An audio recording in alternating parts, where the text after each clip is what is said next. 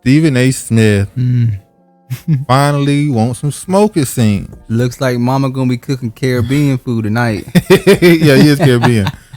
So, hey, look. So he finally responded to Kwame Brown. He did not answer the big question. He did not really go into any of Kwame's points. He tried to drive the conversation back to the same spot that Matt Barnes and Steven Jackson kept driving it to, which is basketball. And he made the argument, no one else said anything about you personally. Well, they did attack him personally, and we'll show it in this video. Let's go ahead and get into it. Under most normal circumstances, I have considerably better things to do with my time. That's one right there. Right there. He's less than important to talk about. He has been very important to talk about for the past 20 years. You built your name off this man back. The gall of your ass to say now you have better things to do besides talk about him, which is what you did your whole career. But Kwame Brown wanted my attention. Well, you got it now. I didn't want I think ESPN put him up to this, by the way. to have to do this, but he made me.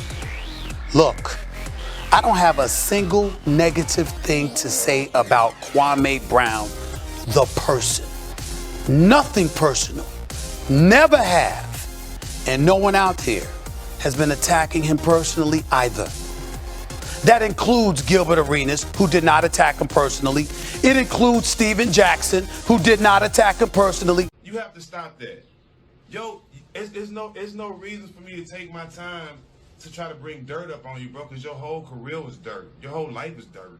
It includes Matt Barnes, who he really got personal about, and Matt Barnes never said a word. Well, we traded Marc Gasol, yeah, that's what people, right? oh, you got him for nothing, not Right. realizing that what you guys gave him was Marc Gasol. And Kwame Brown. And so, Marc Gasol. and, do you played with Mark? No, No? that was a one-man trade. You just used the name. That name was just there. So now we get Powell. We go. He didn't say anything, but he did something. It doesn't include Charlemagne the God either, nor Dr. Boyce Watkins. Charlemagne the God brought up this man's whole family and painted an image of him before people even knew him. He painted him as a killer. People that didn't know him that listened to the Breakfast Club, he painted this dude as a killer, a possible killer. A man who comes from a family that has a violent history. Yeah, that is definitely not basketball related, and that's personal. Boyce Watkins was really shocking to me because that just happened. Yeah, Boyce Watkins, his reign on Boyce Watkins was more so him sounding like a weak man. Why are you painting this image that I can be taken down and we got control of this? Stop talking weak, basically. Boyce Watkins is on fucking YouTube. Yeah, I've never heard him use his name on television, but I might be wrong. It's like YouTube has... If you're on YouTube, you're a celebrity pretty much. Now you is.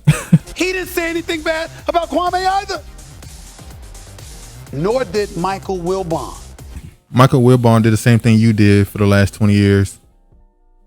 Excuse everything that happened with the Wizards. And I'm not saying Kwame was this great player, obviously, but y'all left out a lot of things that would have changed the perception of Kwame. Like the fact that he was supposed to be traded, but he wasn't. So now he's his number one pick that wasn't supposed to be the number one pick. Y'all leave that type of stuff out. Deserve Kwame Brown coming at him. But Kwame Brown's been getting personal with everybody these days. Talking a whole bunch of smack.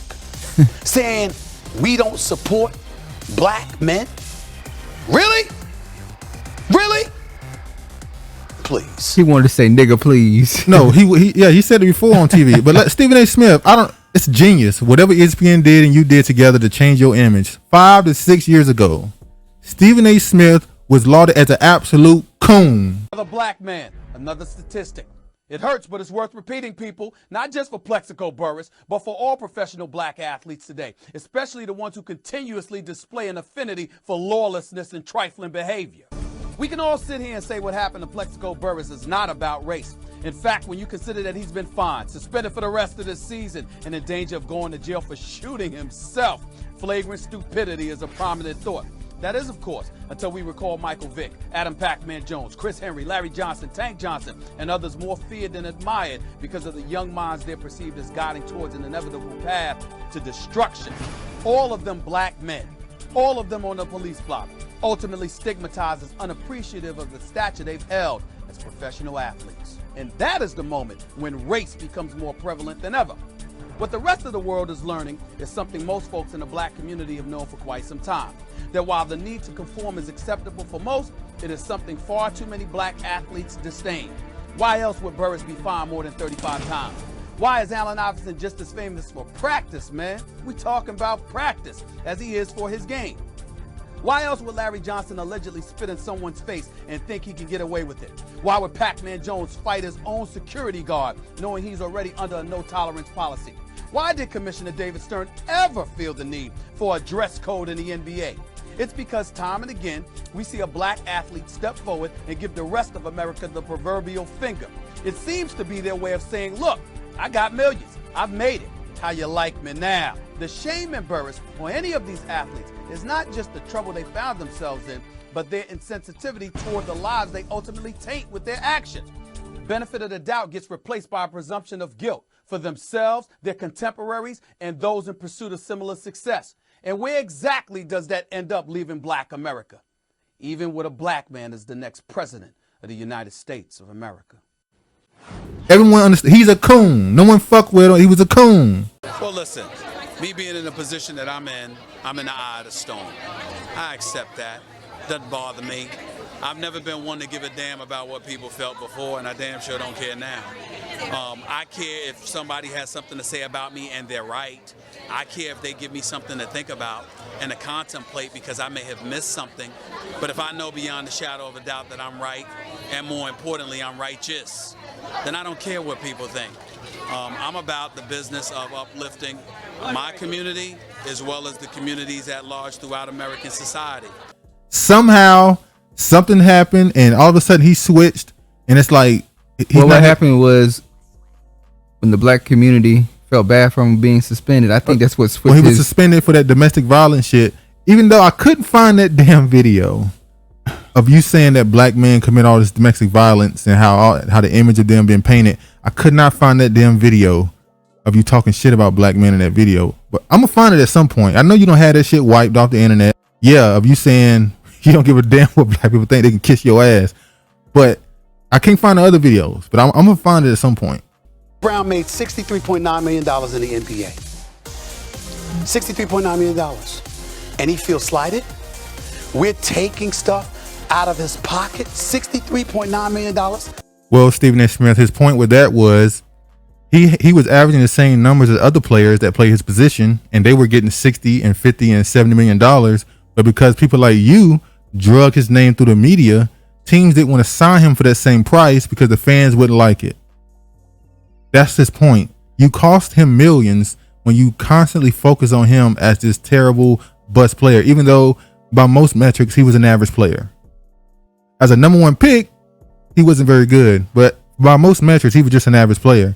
But when you constantly paint him as the worst of the worst and insinuate laziness and don't want to learn and all this other stuff, then teams, they don't want to sign him for that much money, so he ended up signing 1-2 year deals for under $20 million. That's his point. You cost him money. To play like that?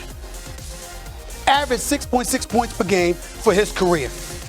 As the number one overall pick, that's the second worst career scoring average for a number one pick.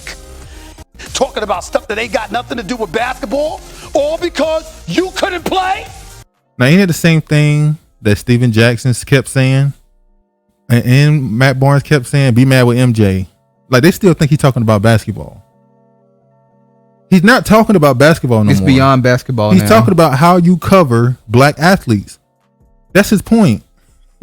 He's not talking about basketball. He said, I'm a bust, whatever. I wasn't, whatever. He's talking about pretty much how you hold black male athletes to a higher standard than you hold other people. Much higher standard. Much higher standard. That's his point. But beyond this, I noticed that on his show today, he made sure to have a particular person on his show, and shout out to Carcino. He the one that exposed this. He brought randomly, I guess it's random, he made sure that he defended these people. Charlemagne, Matt Barnes, Steven Jackson, Wilbon, for some reason Boyce Watkins, and he brought in Angela Rye. With that damn lettuce and tomato on the side. Now, if you watch Carcino's video, he pointed out that that's like a little group there. We know that Charlemagne has financial interests into the All the Smoke podcast. So his connection to Angela Rye, she done been on them damn Breakfast Club like 5-6 times. And you remember me? I used to say that all the time. I used to say, why the hell is Angela Rye always on the fucking Breakfast Club? Well, clearly she's. Even when she go on there, the people in the comment section be like, damn, how many times Angela Rye gonna be on the damn Breakfast Club? And then they started flipping the likes more than dislikes. They started fucking with the likes and dislikes. That's what I guarantee you this video should have way more dislikes than what it has already, but they're already fucking with the algorithm to make it is what it is. So I noticed, I'm just saying, clearly Stephen A. Smith is in with this group. Yeah. He part of the get along, go along gang. So that's what this really was. It seems like he kind of made Charlemagne and Steven Jackson apologize. They couldn't defeat him. They can't do nothing. Stephen A is he's the what do you call it in a video game? The last character you gotta go against. He's the main character. You got to beat him. He's the big kahuna, the big joker. Stephen A might be at a higher level than they are. He has much more influence. System. He's on ESPN with his own TV show. He's got like 14 jobs at ESPN, but now what they're gonna try to do is, and what this whole thing was, to embarrass Kwame. It's not embarrassing. It's embarrassing them. Once again, they try to turn the conversation back to, oh, we just talking about basketball. Stephen Smith, you've been walking around calling this man lazy for 20 years. You've done that. That's why when he spoke and everybody said, man, I ain't never heard this dude speak. He said, y'all had the expectations for me so low that when people hear me speak, they're like, oh, he's actually intelligent. He actually has personality. So everybody like, oh shit, we like Kwame. But this response was terrible. It kind of proved his point. You went right back to shaming. Oh, you wasn't a good basketball player. Okay, but what about your coverage of black?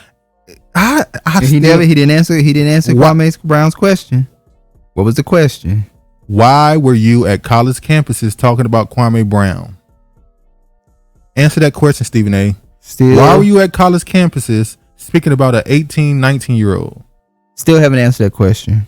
We know why. Network sent you there to tell players don't go to the NBA out of the draft. I mean, out of high school because you're gonna suck like Kwame. That's what you did that for. Went around all college campuses talking down on this man. Punk. But yeah, that was that terrible response by Stephen A. I didn't find it funny. It wasn't funny. I know how bad or how not good Kwame was. It's like he was an average player. I can do the same thing and make a minute highlights of his actual good plays. Everybody has bloopers. Like he was an average player. But that's that on that. Stephen A. Smith did what he always do. ESPN trotted his ass out there for some views. Now this is a clown. Yes, this is a clown. Anyway, all praise to the Most High. Shout out to Kwame and peace. Keep cooking them.